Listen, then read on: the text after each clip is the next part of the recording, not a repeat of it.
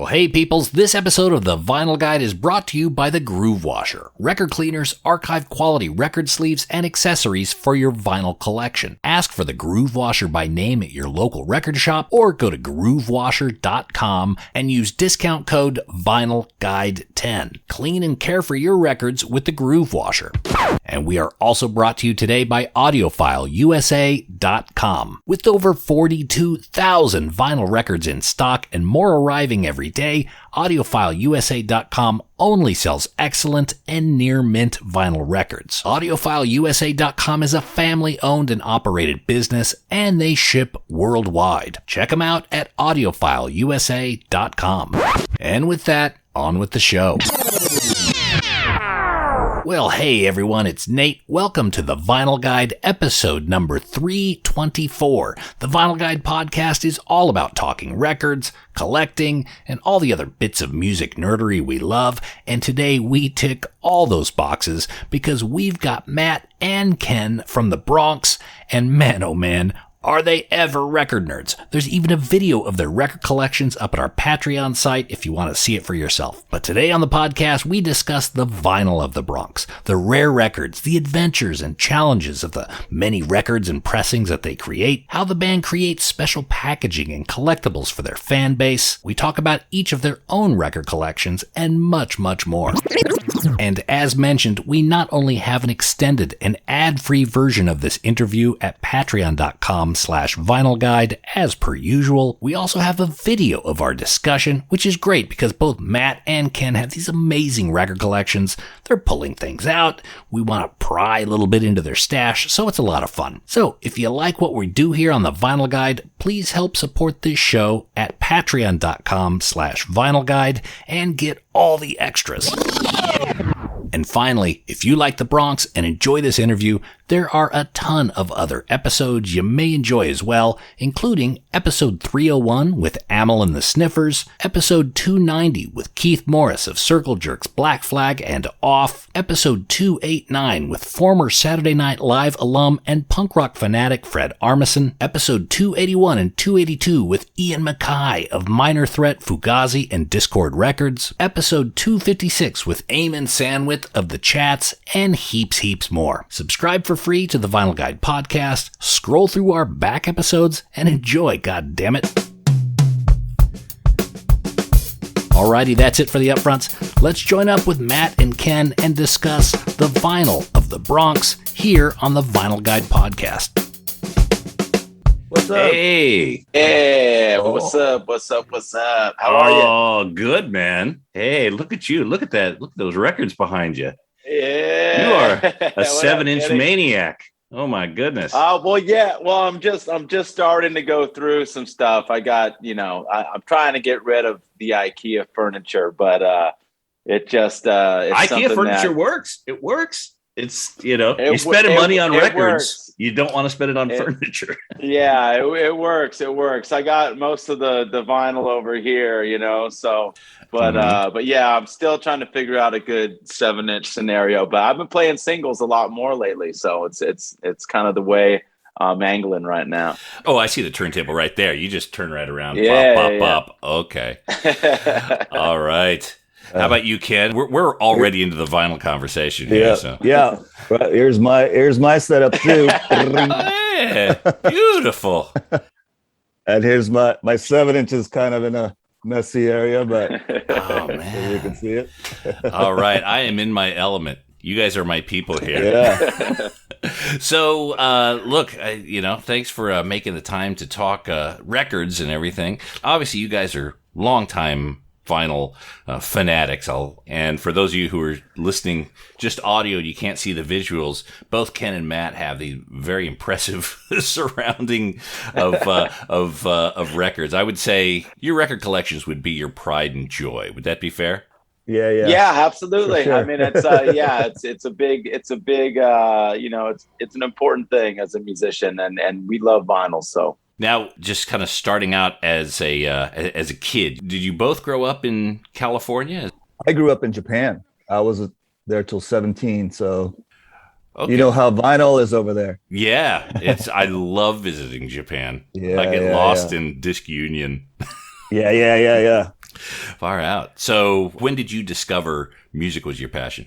So probably about I was buying records, grade school, but then around 8th grade, I met this friend who was like a guy already collecting kind of, and he taught me like hey, this is the first pressing and this is out of print. And the Japanese records that have the obies, he's like, don't take the obies off and keep the records in plastic. He kind of taught me the vinyl ways, Very wise. Well, then that's where I started. That's I never sold anything after that, kept everything. Dude, so, you did it right. That was a good guide. Yeah. So are the obies the side? Yeah. That's always so cool with the Japanese pressing. Yeah. Now that's just the text to tell the Japanese buyer about the record. Yeah, it was cool because they had like cool fonts, like the punk ones had like really cool fonts, and then they'd make like little Japanese subtitles.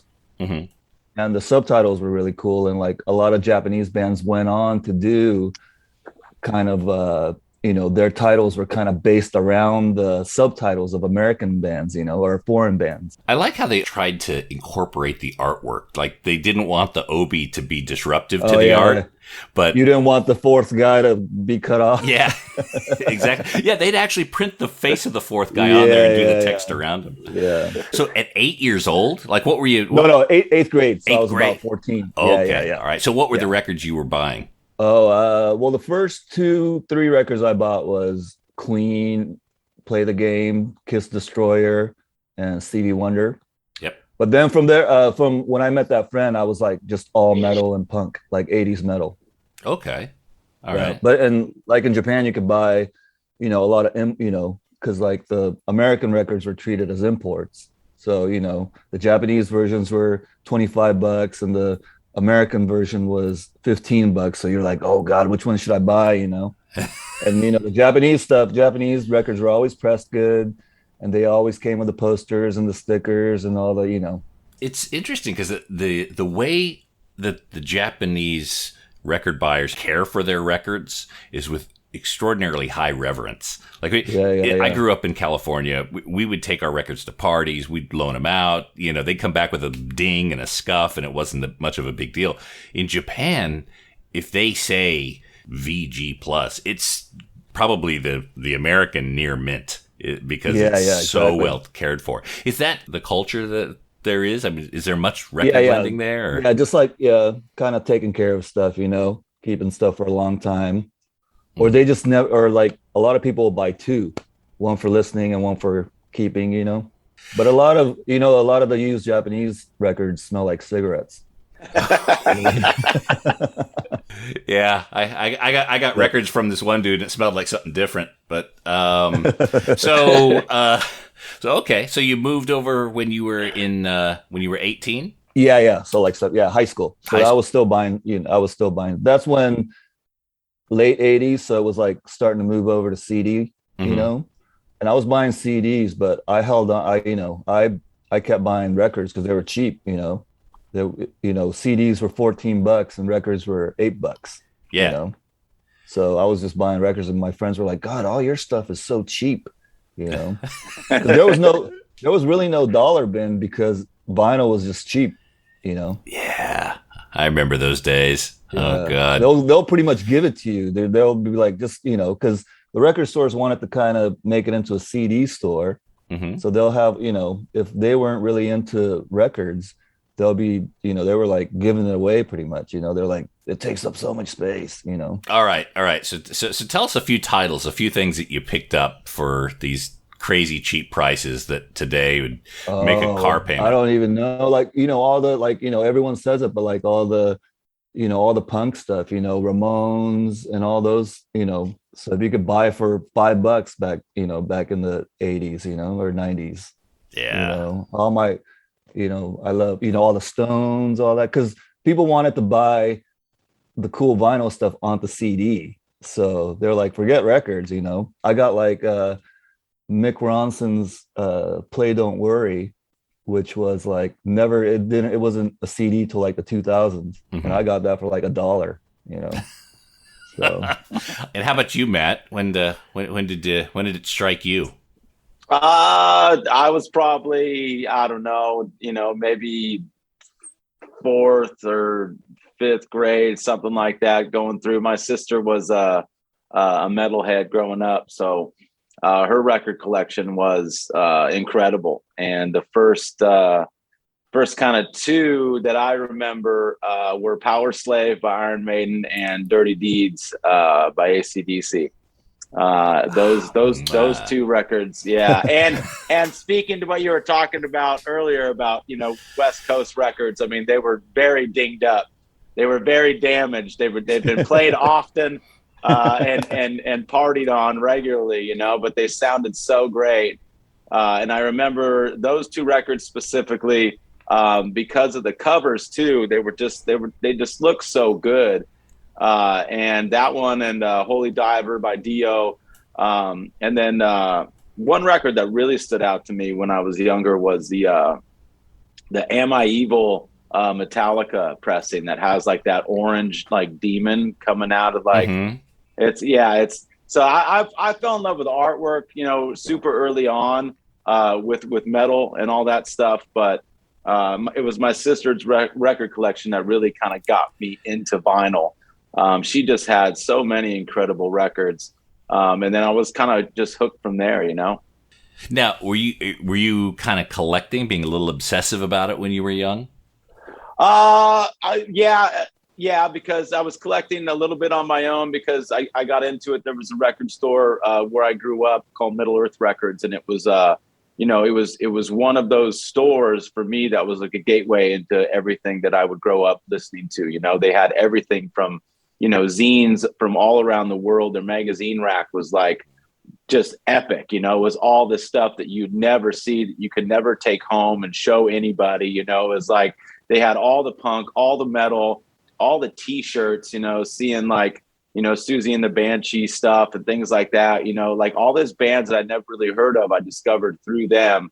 And I started buying records pretty early on through them. And my sister wanted to get rid of a lot of her records at some point, and I told her, hell no, So I took her stuff on too, Yeah, that was everyone's case. Records are, when you're like moving, when you're like in your early 20s, people don't want to move, 3 boxes of records, so they're like, you could just have it. You know? There's a funny story. This was probably about 20 years ago.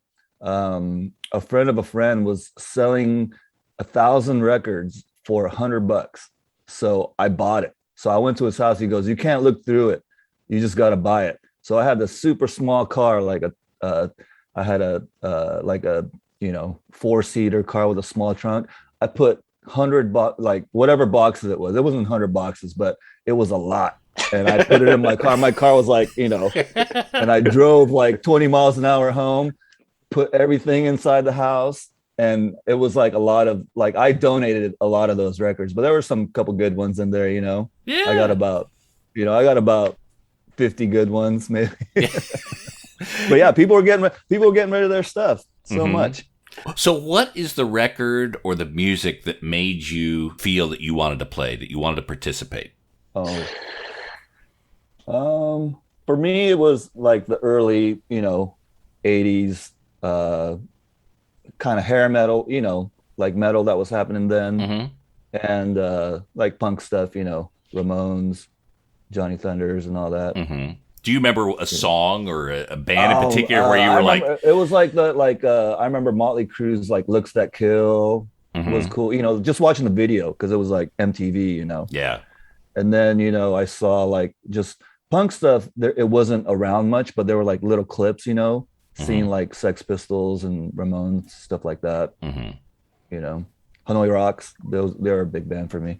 Okay. For me, it was probably 7 Seconds record. The Crew was a huge record for me, and I just got the reissue that our buddy Joe Nelson did with Trust Records. That, man, it came out so good. They just redid this, and it came out fucking awesome. It's got like a whole story in here about the record, but this record was huge for me because it was like the first time I'd heard songs that were like 30 seconds long. And it just blew my mind. Like I couldn't believe that there was like music out there like that. Like, And so it changed the game for me. It was like the 7 Second Subhumans were some of the first punk rock bands I heard. And that record really had an impact on me, and made me want to like really, really dive headfirst into the punk scene and figure out what was going on, you know. And then of course that led to discovering a bunch of other bands and eventually, you know, picking up a microphone and doing all that. So that was a big record for me.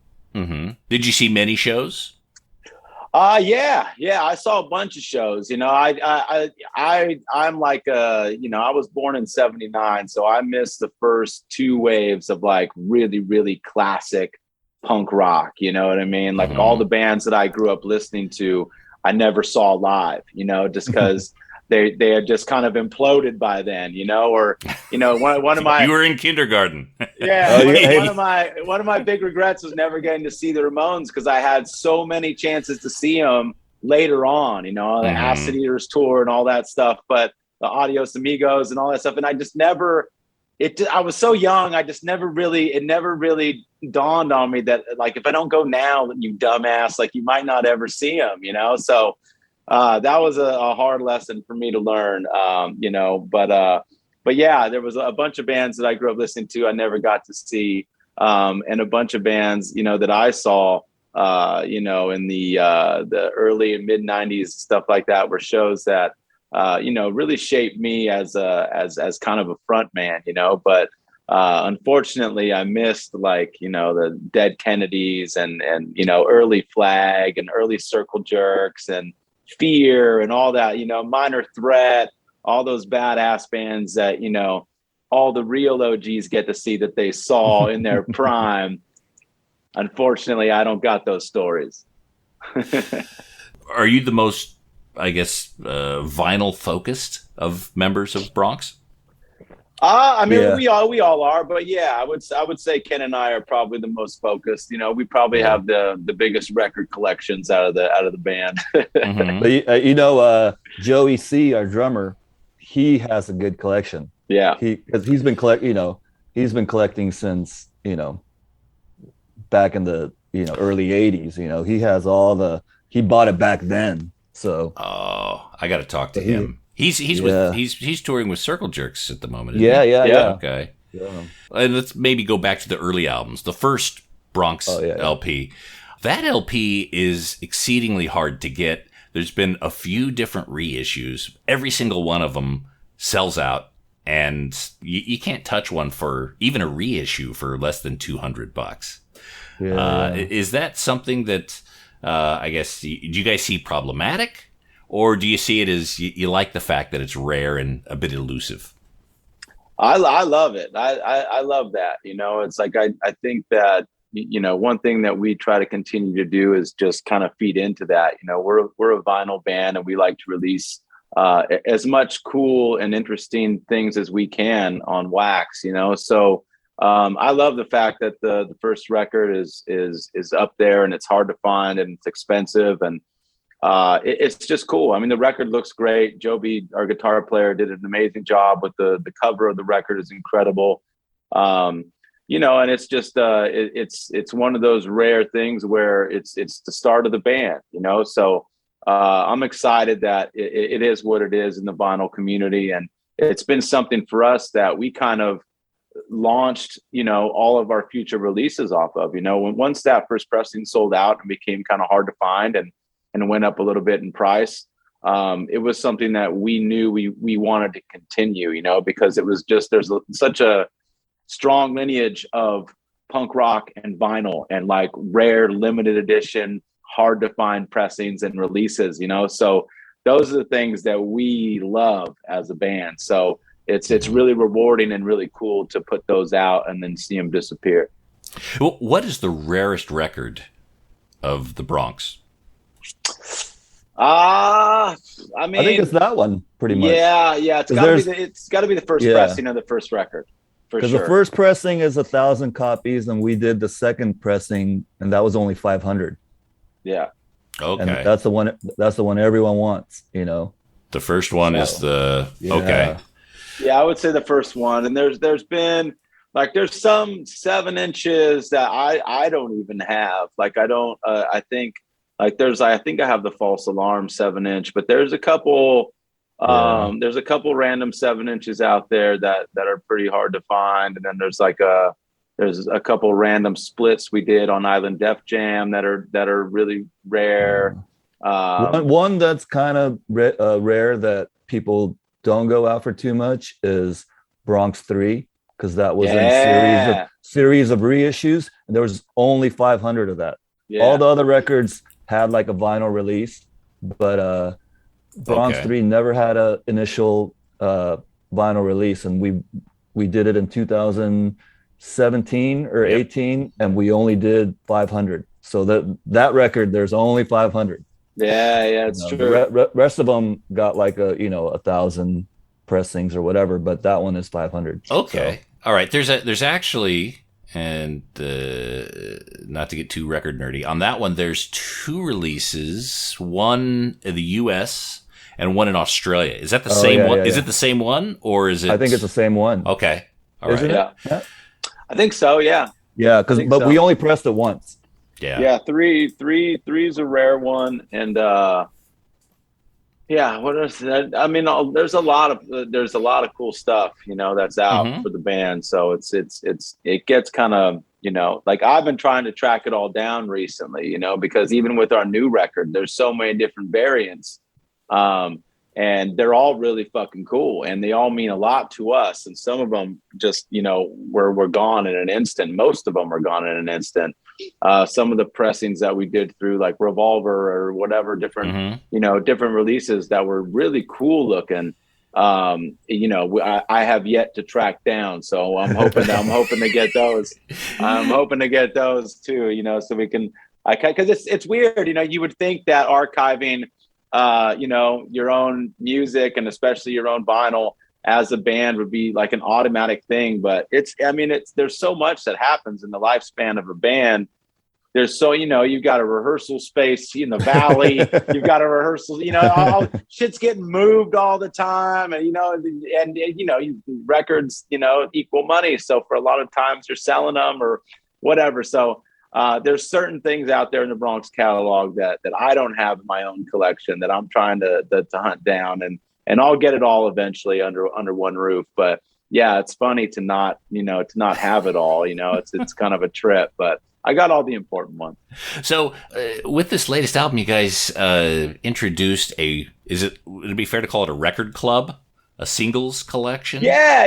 Pretty much. Yeah. Okay. Yeah, it was basically just the idea of, we can't tour. So what can we do to help kind of push the record? Because, we recorded the record in 2019, and for musicians, having to wait a year to put it out, once it's done, you're already moving on to the next thing. And so we wanted to make sure that we gave the record the release that it deserved. It's like, if we can't really tour on it, the last thing we wanted to do was release it and just kind of have it fall into the wasteland of 2020 or, bigger issues and bigger problems of the world, and it just not really getting the spotlight we thought it deserved. So we came up with the idea of releasing singles for the record and just kind of doing a 7-inch single for every song, releasing every song on a month-by-month basis with, different artist collaborations and merch and all that stuff. And it became something that was really cool. And it was a lot of work, and it was a lot of reward too. And it ended up being something that people were really stoked on. And yeah, we did like a record box set. I got one of them right here. We did we branded these motherfuckers ourselves. Handmade. It's got all the 7-inch records in here, every song on the album. And a little slip mat, stuff like that. It came out really cool, man. So for us, going back to what we were talking about earlier, just doing, different stuff, unique stuff with vinyl. This is kind of the latest thing in the Bronx, vinyl history that we're really proud of. Now, with the I guess the vinyl drought, the vinyl crunch of the last 12, 18 months, was it difficult getting, what was it, probably 8, 9 7 11. inches pressed? 11. I mean, yeah. I mean, it was tough. It was tough. It was stressful. Luckily, with the 7 inches, we didn't get too many delays. We saw some delays with the full length and with some other things that we have in production now and are releasing, over the next couple months. Things that we ordered, in March, February of last year. It's just it's tough, it's frustrating, but it's one of those things where everyone's feeling it, so it's like from the pressing plant to the manufacturers to the label to the band to the consumer to the listener, whatever, everyone's experiencing the frustration. So it's just something you kind of all have to understand and sit with, and it just makes it even better once you get the record in your hands, but for us, luckily, with the timeline of trying to do a month by month release of the singles, we really didn't run into too many problems. We got out ahead of it, in a good amount of time. You guys seem to have, gotten, I guess lucky is probably the right word, because the album came out, the singles were made just prior to this. The worst of it is happening right now. Do you have anything that's been waiting to be pressed at the moment, or are you in between cycles? We'll be back after these messages. Hey everyone, let me tell you about AudiofileUSA.com. AudiofileUSA.com is a fantastic place to buy used records online. AudiofileUSA.com has a heap of inventory, like tens of thousands of records you can search through online, and they are all excellent and near mint quality. These are your final upgrades, beautiful records that you can enjoy for years to come. AudiofileUSA.com is a family-owned and operated business, and they work hard to find the absolute cleanest records in the world and make them available to you. Head up there now, AudiofileUSA.com, search and dig through their selection and find the deals. Get a box of love on its way to you now from AudiofileUSA.com. Now, I know that you know that the Groove Washer is the best record cleaner in the world, but did you know that Groove Washer now makes archival quality record sleeves too? Yep, the world's best record cleaner is now making some fantastic sleeves and record accessories for a limited time introductory offer. The Groove Washer Groove Guard record sleeves are absolutely fantastic, so head up there now and try them for yourself. Go to groovewasher.com and use discount code VinylGuide10. That's the Groove Washer record cleaners, record sleeves, and other protection for your record collection. That's groovewasher.com. Now we return to the program already in progress. No limits. Do you have anything that's been waiting to be pressed at the moment, or are you in between cycles? No, we're always pressing. Right now Okay. we got two anniversary records that are coming out. One's actually dropping tomorrow, which I don't have. I got one. in front of me. Yeah, Ken's got one. It's the second Mariachi El Bronx record. It's a picture disc that we put together that sounds fucking incredible. And that thing's coming out tomorrow, and we're really excited about that. There's, it's funny, Ken, I was thinking about this, because we printed 1,000 of them, right? And they're supposed to be hand numbered, right? We're going to go through and hand number them, but we put 200 aside for these shows that we had recently, which is Alex's Bar in Long Beach and Belly Up, and we sold through those. So basically, we're going to number 1 through 800, and whoever doesn't have a number, they got it at the show. So it's like there's either going to be 200 pissed off people or 200 people who are realizing that they got a special live edition of the anniversary vinyl. But I was laughing about that because I was like, fuck, we forgot to number them all before we played the gigs. That's good Bronx style. Yeah, that's classic Bronx style. Classic. There's always something that slips through the cracks, but that makes it more rare. Well, yeah, that story right there is going to be on Discogs. If you don't have a numbered copy, you must have been at this bar. You know what's funny is when we released the live stream album, the Halloween album, the vinyl, this was like in October, and people were on, there was a thread on Reddit of how it was selling. Yeah. And I didn't even know, my record friend, collector friend, texted me. He's like, dude, you guys got a Reddit thread going, They were just tracking the numbers. Was that what they were doing? Yeah. No, they were just they were saying how many were selling, because we did like 666 copies, Oh, okay. So yeah, but that one sold out in one day or a few hours. Yeah, actually.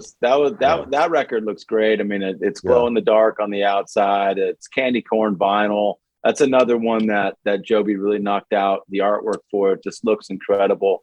And that was a big one too. That one was probably the most fucked up release we've ever done. Because that was a lot. That took so long. So that was like at the beginning of the real first like supply chain breakdown. Mm-hmm. And that was a record that went up in October of 2020, and literally people didn't get it until October 2021. It was just like it took forever to get the record in their hands, and it was one of those things where we were kind of new to everything that was going on with the supply chain. So we were sending out emails every couple months, like, we're sorry again, it's still not here, that type of thing. But, Bronx fans are forgiving, and they're awesome, and they're understanding. So at the end of the day, the solid product was delivered, and they were stoked. So, there's a funny story to that too, where all the records finally came to our shop, and Matt was like, oh, we got all the records. And I think I was there, and we're like, yeah, cool, man, we can finally send it out. And we sent one out, or we sent like the first few out, and they're like, hey, we were supposed to get autographs. And we're like, fuck, we were supposed to sign 1,000 records. So we had to get everyone together, which was the mariachi band. So it was like 8-9 people. During the pandemic. We had to work with everyone's schedule during the pandemic to come sign all the records, whatever 1,000, and it took a long time that we had the first group had to like unbox all the records, take the shrink wrap off, and then sign it. It was a nightmare. Signing records is a pain in the ass, but people dig it, so it's worth doing.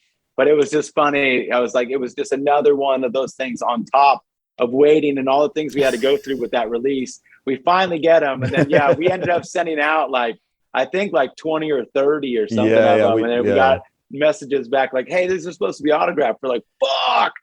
Oh, no.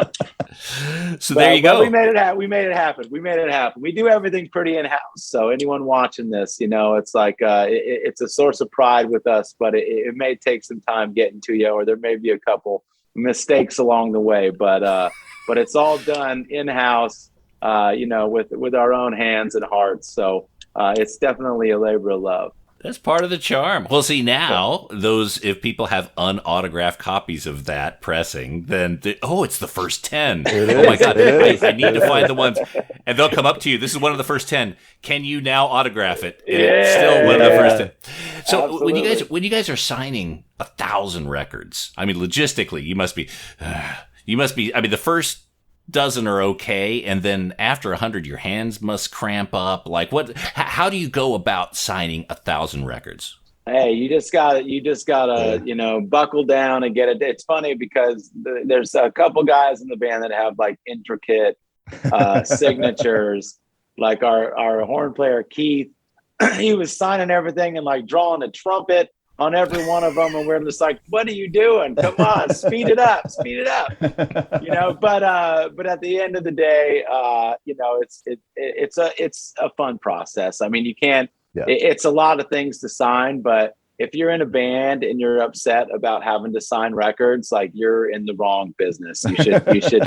You should go do something else, because there's nothing wrong with signing an album and just, I mean, with us, at that time for that record, we kind of had to do it in shifts because of everyone's schedule and the pandemic and all that stuff.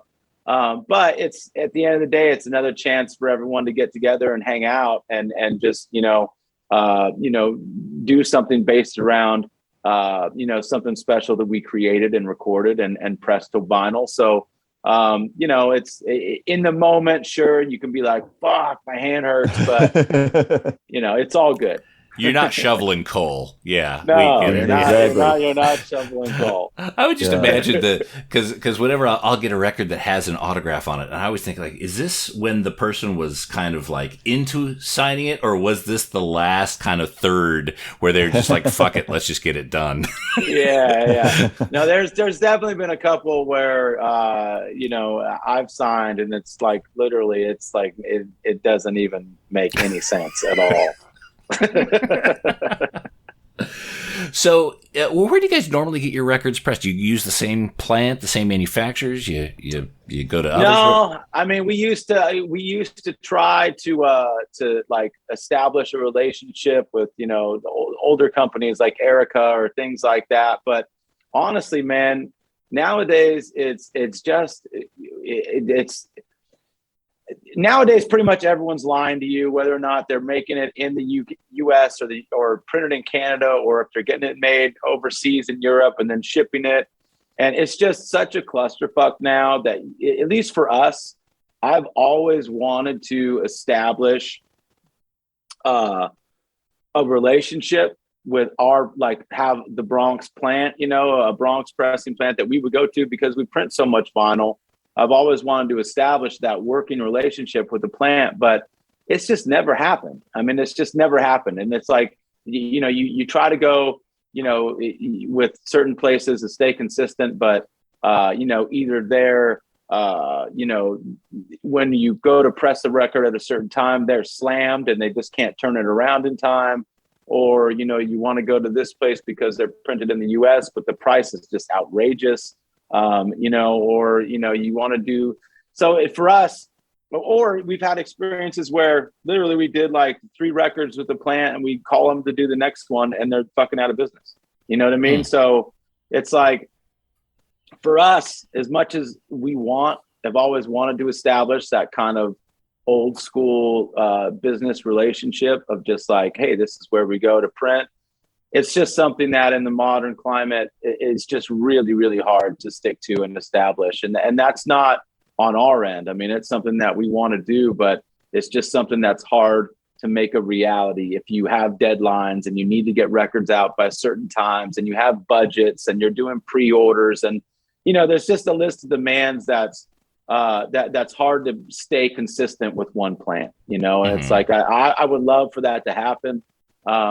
And, it's not too late, for us. I mean, hopefully everyone's still good to go and we're going to be making records for a while now. So at some point that could change. But for us right now, it's about, making sure that 1, the sonic quality of the record is first and foremost.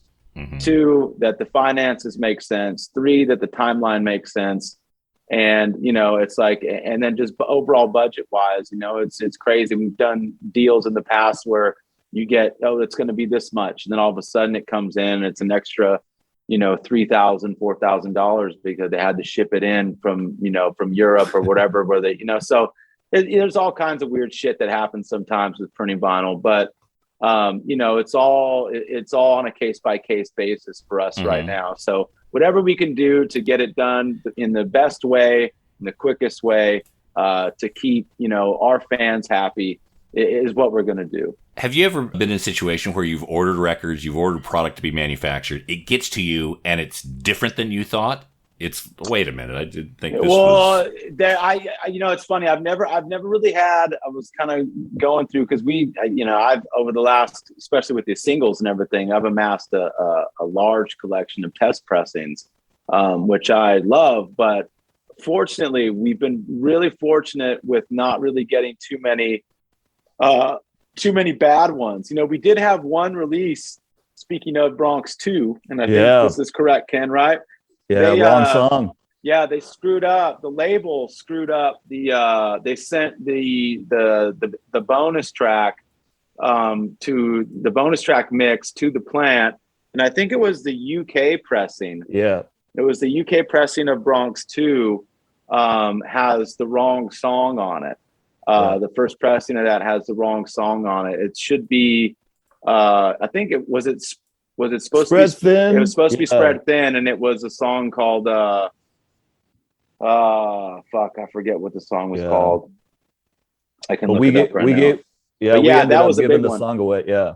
Yeah, that was a big one. That was like an actual where it got pressed and it got released, and people were like, "What's this song on the other side?" And it was like, "Oh, someone fucked up."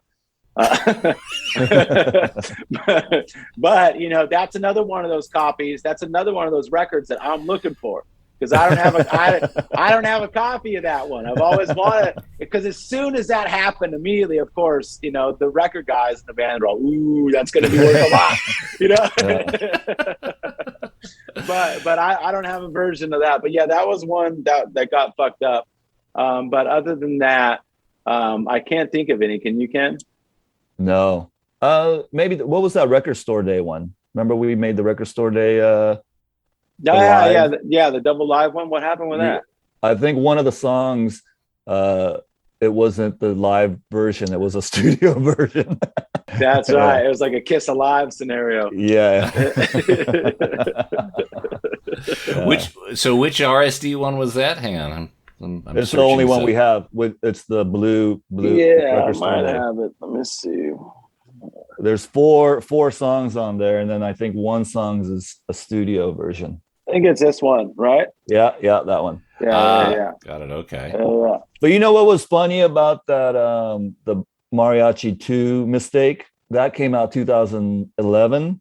So the whole hipster vinyl revolution still hadn't really started yet. Mm-hmm. So it wasn't, I mean, the vinyl, you know, like Matt said, like the vinyl guys in the band were like, ooh, but it wasn't such a huge deal, you know? Yeah. So the wrong song was on the, you know, whatever CD. So we just went and, sent those guys the right song. Yeah. So the mistake on the vinyl wasn't such a big deal. You know? And it's not that well known because, you know, like in the last 10 years, vinyl has gone, you know, to a different stratosphere nowadays, you know, even from then, you know. Are you guys surprised that vinyl has had this resurgence?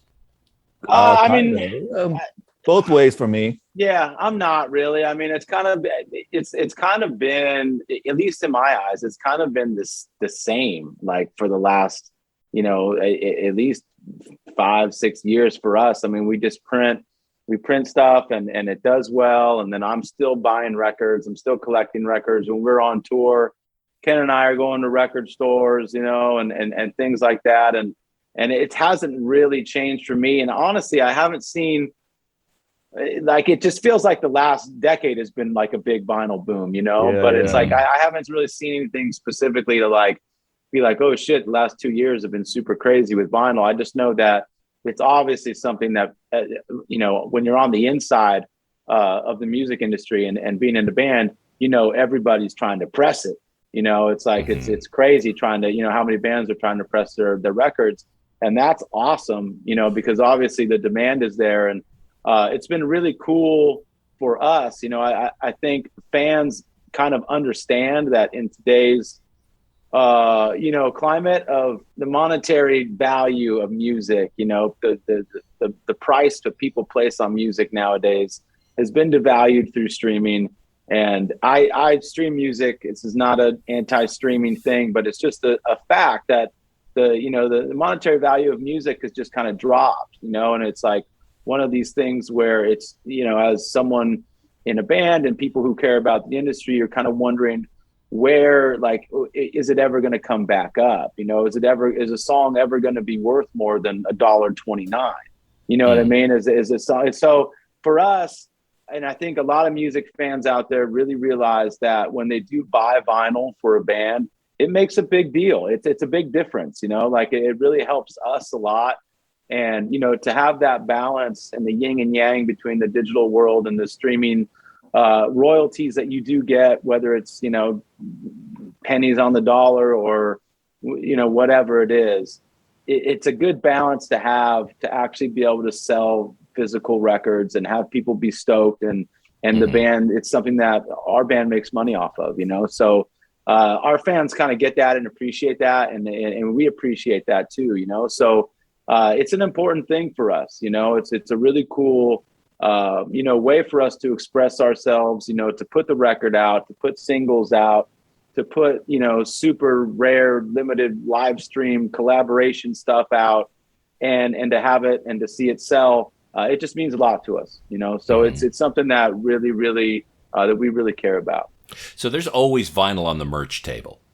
We try. Yeah, we try. You know, it's like there's certain things that, you know, it's so funny. We've had most vinyl that we have is you know, gone or we get reissues and we sell them. But there's certain things. There's this one, the mariachi band did like this like covers EP, and that we did, and it's a CD. CD. It's a CD. it's a CD like a little. It's like this cardboard CD, like the kind you would see in like shoe boxes as you're walking out of the record store that says like "Take One." You know what I mean? And that's the one thing. Well, that and we have Bronx 1 cassettes. Those are the one thing. Those two things that we've just had sitting around the studio forever. That especially the covers CD. I just feel like every time we go through a box of those, we think it's the last box. Somehow we open it and it's like a whole, there's a whole nother one there. And you're like, where the fuck are these coming from? But those things are kind of funny to have around. But yeah, I mean, once vinyl goes, it's gone. And the plan is to have some of these, you know, whatever we don't sell through on these reissues that we have coming up, because, you know, we have one for El Bronx dropping tomorrow, and then eventually later this year we have one for Bronx II coming out, which celebrated 15 years last year. And that was a supply chain issue. Obviously, we wanted to have it last year, but we got it this year instead, and that's all good. So at some point we're going to release that.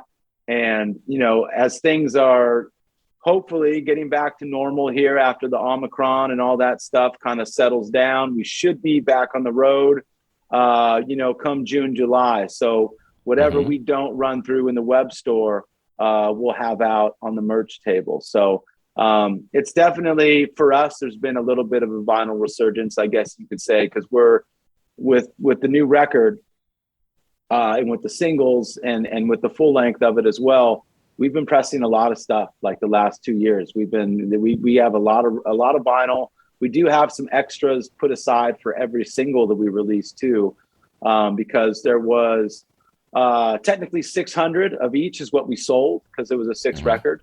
But I think we pressed 650. So the band has their own supply. Plus we probably have about, you know, give or take maybe 20 to 25 that we'll take out on the road, maybe, and let people kind of, you know, maybe get their hands on some of those, because those are really, really cool. And they're all kind of like artist collaborations, and they're just really cool releases. So there'll be a handful of those that probably exist only on the road. You know, you got to come to the show to see if you can snag one. All right. Well, I'm letting you guys know I already have my ticket for the Crowbar in Sydney.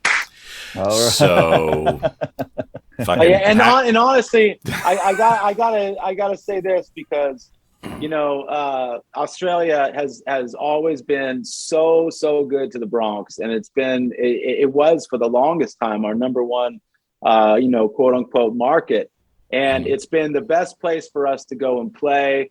And you know, one of the things we did a number of years ago was kind of take in the reins of our own web store and just kind of keep everything really in house, because, you know, we kind of took a look under the hood one year and realized we kind of had just a couple bad deals with different shops, you know. So we kind of reinvented the merch wheel and took the reins ourselves. And one of the things that's been a bummer about, you know, shipping worldwide, and especially now, it's so crazy now, specifically shipping to Australia fucking sucks. Like USPS like won't do it right now. Like, it's like there's literally only a handful of ways that you can ship to Australia, and you know, it's either super pricey if it's anything other than like just a record or anything like that. So I just wanted to say to our Australian fans, like, we're working on that issue, because we have an Australian store, which is great, but even us getting stock to that store vinyl wise is fucking hard. It's really, really tough. So it's something that we're actively working on, because Australia is such an amazing place and it's been so cool to us. We want to be able to have a good amount of vinyl merch, just stuff that's not just like generic out in that web store. So we're working on it. And, you know, when we do come over, is it April? When is it? I think March or April. May. May? Okay. It's like April, May. Okay. April, May. Yeah. When we do come over, we're going to try to put, something cool together. Maybe, maybe we can get on it now and try to get something cool pressed for a tour release out there or something like that. Or maybe we'll bring some stuff over and try to get it through customs and have some stuff that we can sling over there. But yeah, it's something that's always on our mind, and it's on my mind a lot because I deal with a lot of the web store stuff, and I see our Australian fans are so stoked to support, but it's hard right now because money's tough for everybody. And there's nothing worse than like, oh, you want this record so bad, but the record's $20 and shipping is like 60, and you're like, fuck, so it definitely sucks right now, but we appreciate all of our Australian fans and we're working on the issue and just know that we got nothing but love for you. Oh yeah, no, we know, and everyone's kind of accepted this new level of patience as well. Oh, so it's God. Like, all right, we know it's not you guys. We know there's a whole chain of shit that you depend on as well. We're fucking excited to come back to Australia. You know, we can't wait. We can't wait to come back to Australia. We got Chubby and the Gang coming with us, which is an awesome band.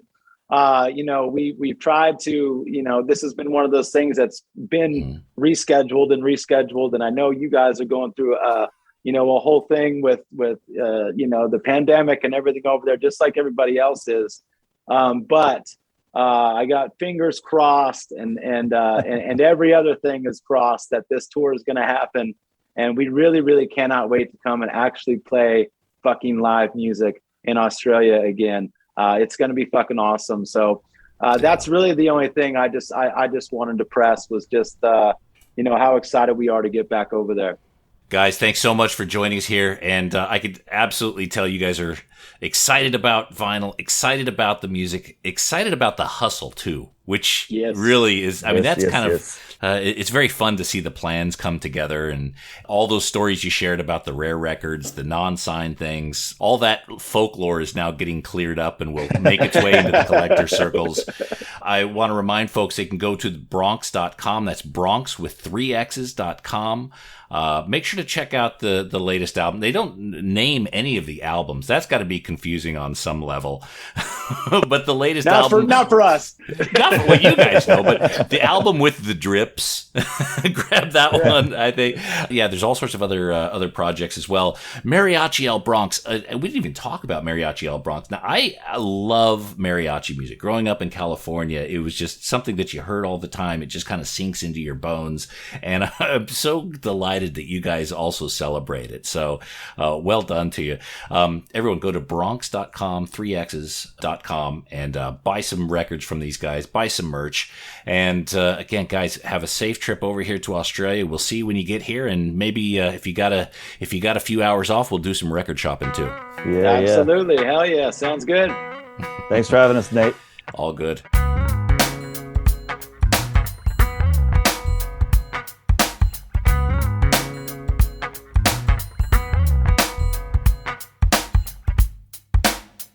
All right, there we go. The Bronx on their way to Australia, God willing. It's all going to happen on time. Can't wait for that. Hey, by the way, any listeners that are going to be at the Crowbar in Sydney, Australia, I may actually make the Newcastle show as well. DM me. Let's connect. Let's definitely do a beer. Oh, and by the way, don't forget, there is a video version of the interview you just heard. It's also extended and ad-free. It's up at our Patreon page, patreon.com/Vinyl Guide. Help support the show, get extended interviews, video interviews, secret episodes, and more. That's patreon.com/Vinyl Guide. And thanks in advance for your support. That's it for this episode of the Vinyl Guide. Thank you so much for listening. Please share these episodes on your social media, put them out there on Facebook, tweet them out on Twitter, even like and regram the images we put on Instagram. And if you really want to do me a super solid favor, leave us a positive review on iTunes. Give us 5 out of 5 or 10 out of 10. Say something nice. That's always a huge help. And we'll be back shortly with a brand new episode. So until we talk next time, get out there and buy some records, people. Cheers. That's it for this episode of The Vinyl Guide. Send your thoughts to Nate at thevinylguide.com or follow or tag us on Instagram at Vinyl Guide. Until next time, keep spinning.